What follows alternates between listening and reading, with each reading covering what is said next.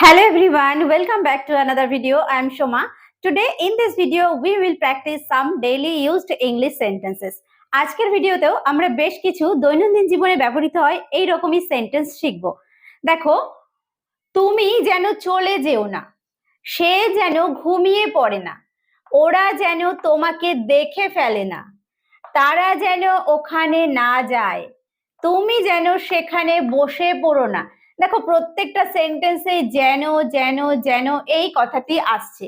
তো আজকে আমরা এই সেন্টেন্স গুলো কিভাবে ইংলিশে বলবো সেই বিষয়েই শিখবো।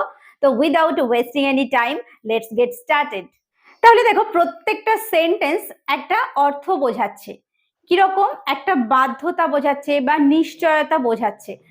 দেখো, তুমি যেন চলে যেও না, এই সেন্টেন্সটা আমরা কিভাবে বলতে পারি, কখন বলতে পারি? কাউকে বাধ্য করতে পারি যে তুমি যেন চলে যেও না, তোমার এখানে প্রয়োজন, অর্থাৎ তোমার প্রয়োজনীয়তা রয়েছে, তুমি চলে যেও না, মানে জোর দিয়ে বলছি তুমি এখানে থাকতে বাধ্য, এইভাবে বলছি। আবার বলতে পারি তুমি চলে যেও না, মানে তুমি যেও না, তোমাকে অনুরোধ করছি, রিকোয়েস্ট করছি, এইভাবেও আমরা বলতে পারি। তো আজকে আমরা যেটা বাধ্যতা বা তোমার প্রয়োজনীয়তা বা তার প্রয়োজনীয়তা এই অর্থে বা নিশ্চিত আমরা কোনো বিষয়ে, সেই অর্থে কিভাবে মাস্ট মোডালের ব্যবহার করে সেন্টেন্স গুলো ইংলিশে করতে পারি সেই বিষয়েই জানবো। তো দেখো, আমরা কি ইউজ করব মাস্ট। মাস্ট এখানে বাধ্যতা, বাধ্যতা বা যেখানে প্রয়োজন, অর্থাৎ প্রয়োজনীয়তা বা নিশ্চিত,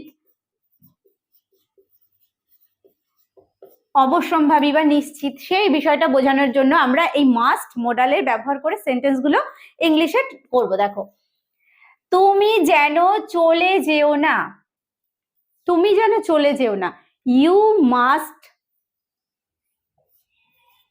ইউ তারপর মাস্ট। এবার যেও না, না আছে একটা, তাহলে মাস্টের পরে আমরা ব্যবহার করব not, you must not.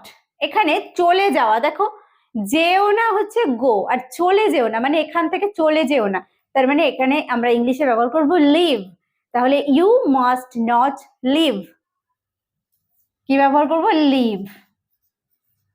You must not leave, তুমি যেন চলে যেও না, মানে তোমার এখানে থাকতেই হবে, তুমি এখানে থাকতে বাধ্য, তোমার এখানে প্রয়োজন তোমাকে, তাহলে তুমি চলে যেও না, ইউ মাস্ট নট লিভ। ওকে। সে যেন ঘুমিয়ে পড়ে না, ওর দিকে খেয়াল রেখো, সে যেন ঘুমিয়ে পড়ে না, মানে তাকে জেগে থাকতেই হবে, জেগে থাকার তার প্রয়োজন, সেই অর্থে আমরা এখানে ব্যবহার করব। তাহলে সে যেন ঘুমিয়ে পড়ে না, he must not, he must not fall asleep, he must not fall asleep, সে যেন ঘুমিয়ে পড়ে না। ওরা যেন তোমাকে দেখে ফেলে না, কোনো একটা কাজ, হয়তো কোনো গোপন কাজ করতে পাঠাচ্ছি কাউকে, বলছি সাবধানে যেও, যেন তোমাকে কেউ দেখে না ফেলে, তাহলে তোমাকে যেন কেউ দেখে ফেলে না, তাহলে কি হবে? এখানে দেখে ফেলে না, তার মানে তোমাকে কিন্তু দেখা যাবে না, তোমাকে লুকিয়েই থাকতে হবে, তোমাকে যেন কেউ দেখে ফেলে না। তাহলে ওরা যেন তোমাকে দেখে ফেলে না, ওরা, they must not, they must not see you, they must not see you, ওরা যেন তোমাকে দেখে ফেলে না। ওকে। তারা যেন ওখানে না যায়, ঠিক একইভাবে সাবজেক্ট আমাদেরকে প্রথমে, প্রত্যেকটা ক্ষেত্রে দেখো প্রথমে আমাদের সাবজেক্ট আমাদের ব্যবহার করতে হচ্ছে, তাহলে এখানেও তারা যেন ওখানে না যায়, দে মাস্ট নট, তারপর যাওয়া, গো, সেখানে হচ্ছে দেয়ার, তাহলে গো দেয়ার, দে মাস্ট নট গো দেয়ার, তারা যেন ওখানে না যায়, দে মাস্ট নট গো দেয়ার। ওকে। তুমি যেন সেখানে বসে পড়ো না, তুমি ওখানে যাচ্ছ, ওখানে গিয়ে বসে পড়ো না যেন, তার মানে তোমাকে ফিরে আসতে হবে, তুমি কিন্তু বসবে না। এটা আমরা বাধ্য বা বাধ্যবাধকতা অর্থে, বা তোমার যে চলে আসা প্রয়োজন, ওখানে বসাটা প্রয়োজন নয়, সেই অর্থে আমরা এই সেন্টেন্সটা ব্যবহার করব কিভাবে? তুমি যেন সেখানে বসে পড়ো না, you must not sit there. You must not sit there, you must not sit there, তুমি যেন সেখানে বসে পড়ো না। দেখো প্রত্যেকটা ক্ষেত্রে আমরা তাহলে সাবজেক্ট পেলাম, তারপর মাস্ট ব্যবহার করলাম, তারপর নট, যেহেতু এখানে প্রত্যেকটা ক্ষেত্রে সেন্টেন্সে না রয়েছে। ওকে, তারপর আমরা বাদ বাকি সেন্টেন্সের অংশ বসালাম। এইবার নেক্সট সেন্টেন্সটা দেখো, সে যেন কিছু বলেছিল। এখানে একটা যেন আছে, এখানে কোনো না নেই, তাই না? তাহলে সে যেন কিছু বলেছিল, আবার সেন্সটাও কি বোঝাচ্ছে? পাস্ট, অতীতকাল, অর্থাৎ আগে কিছু বলেছিল। এক্ষেত্রে আমরা ব্যবহার করব মাস্ট হ্যাভ। এক্ষেত্রে আমরা ব্যবহার করব মাস্ট হ্যাভ প্লাস ভার্বের পাস্ট ফর্ম। ওকে, এক্ষেত্রে ব্যবহার করব মাস্ট হ্যাভ প্লাস ভার্বের পাস্ট ফর্ম। তাহলে দেখো এই সেন্টেন্সটা, সে যেন কিছু বলেছিল, তাহলে সাবজেক্ট হচ্ছে সে, হি, হি মাস্ট হ্যাভ। এবার বলা ইংলিশ হচ্ছে সে, তাহলে বলেছিল সেড, সেড কিছু, something. He must have said something, সে যেন কিছু বলেছিল। দেখো সে যেন কিছু বলেছিল, এখানে একটা নিশ্চয়তা পাচ্ছি না, মানে শিওর পাচ্ছি যে সে যেন কিছু বলেছিল, মানে এই মুহূর্তে আমি মনে করতে পারছি না, কিন্তু আমি নিশ্চিত সে কিছু বলেছিল। সেই ক্ষেত্রে আমরা মাস্ট কথাটা ব্যবহার করব, যে আমি নিশ্চিত কিছু বলেছিল, কিন্তু কি বলেছিল মনে নেই। তাহলে সে যেন কিছু বলেছিল, হি মাস্ট সেড সামথিং। ও যেন কিছু চেয়েছিল, ঠিক একইভাবে এখানে শিওর, ও যেন কিছু চেয়েছিল, আমরা নিশ্চিত হচ্ছি, সেই ক্ষেত্রে আবার ব্যবহার করব মাস্ট হ্যাভ। যেহেতু চেয়েছিল পাস্ট ফর্ম হবে, চাওয়ার পাস্ট ফর্ম কি হবে? চাওয়া ইংলিশ হচ্ছে ওয়ান্ট, তার পাস্ট ফর্ম হবে ওয়ান্টেড। তাহলে ও যেন কিছু চেয়েছিল, he must have, he must have wanted, চেয়েছিল something. Okay, he must have wanted something, সে যেন কিছু চেয়েছিল, সে যেন কিছু করছিল। এবার দেখো চেয়েছিল আর করছিল, এর মধ্যে কি পার্থক্য আছে? চেয়েছিল হচ্ছে পাস্ট টেন্স, কিন্তু করছিল হচ্ছে পাস্ট কন্টিনিউয়াস টেন্স, মানে অনেক আগে, অতীতে, কিন্তু সেটা কন্টিনিউ চলছিল, করছিল, তাই না? সে যেন কিছু করছিল, এখানে যদি বলি সে যেন কিছু করেছিল, সে যেন কিছু করেছিল যদি আমরা ব্যবহার করি ঠিক আগের সেন্টেন্সের মতো পাস্ট সেন্সে, তাহলে he must have done something, do ভার্বের past form, actually third form ভার্বের, তাহলে ডু ডিড ডান, তাহলে he must have done something আমরা ব্যবহার করব। কিন্তু এইখানে দেখো সে যেন কিছু করছিল, তাহলে এখানে হ্যাভ বিন হবে, have been, must have bin, must plus